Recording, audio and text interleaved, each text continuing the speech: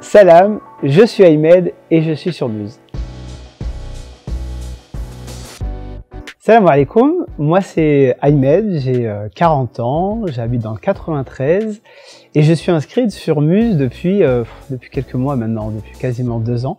Et dans la vie, je suis coach, je suis life coach et je suis ici aussi pour vous partager éventuellement 2-3 conseils pour réussir votre rencontre, Inch'Allah. Alors déjà, personnellement, j'ai été marié pendant 9 ans où j'ai connu de très très belles choses. Je retiens que du positif, alhamdoulilah, puisque le fruit de cette union, ça a été un garçon qui a aujourd'hui 9 ans et qui nous rend, sa mère et moi, vraiment très très heureux. Et d'ailleurs, ça va être peut-être le premier conseil que je pourrais vous donner si vous avez connu une récente séparation. C'est que si vous avez connu cette histoire-là, il y a forcément des bonnes choses à en retirer. Il y a forcément une expérience. Je ne vais pas parler d'échec, parce que l'échec, ça peut avoir une connotation négative. Moi, je vais plutôt parler d'apprentissage. Ça vous a permis de vous connaître, de savoir ce que vous voulez et potentiellement identifier ce que vous ne voulez plus.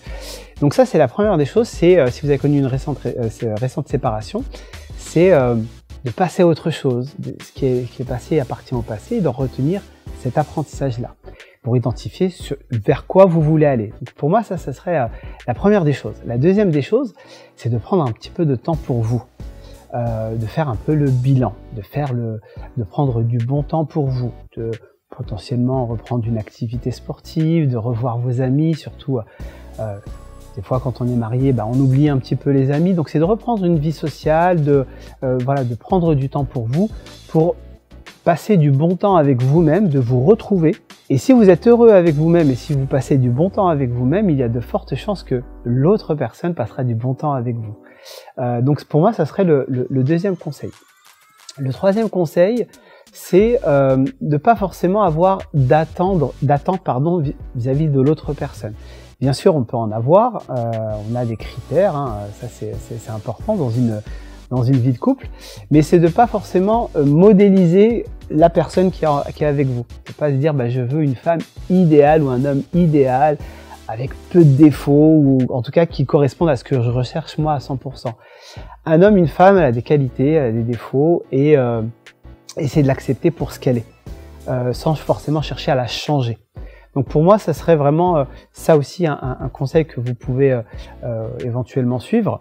Un autre conseil aussi, c'est que souvent après une séparation, on peut avoir un problème d'image de soi-même ou avoir un problème de confiance en soi.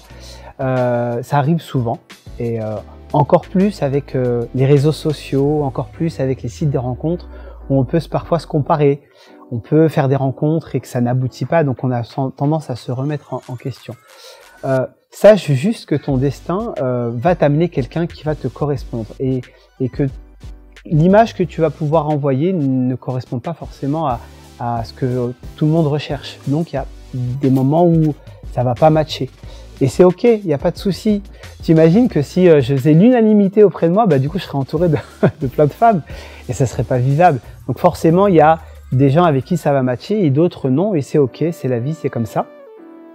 Un conseil éventuellement, si tu veux avoir une bonne estime de toi, essaye de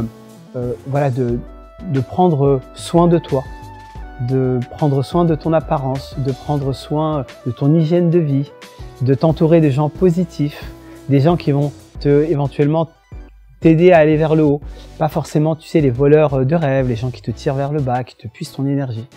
Voilà, et puis enfin, un dernier conseil, c'est de rester positif, parce qu'aujourd'hui, on est dans une quête, on recherche l'amour avec un grand A, et avant de le trouver, il peut arriver qu'il y ait des déceptions, des épreuves, mais parfois, c'est peut-être le prix à payer pour trouver la bonne personne. Si c'était trop facile, on n'en verrait pas forcément la valeur. C'est comme un diamant, pour le trouver, il faut creuser, creuser, creuser. On tombe sur des cailloux, on tombe sur des choses qui ressemblent à un diamant, mais c'est pas des diamants. Et puis, quand on trouve le diamant, on est content. Pour l'amour, je pense que c'est pareil. Tu vas faire des rencontres, tu vas avoir des échecs, tu vas avoir des déceptions. Mais dis-toi que derrière chaque déception se cache une bonne nouvelle, une belle rencontre. Et que forcément tu vas trouver la personne qui te rendra heureux ou heureuse.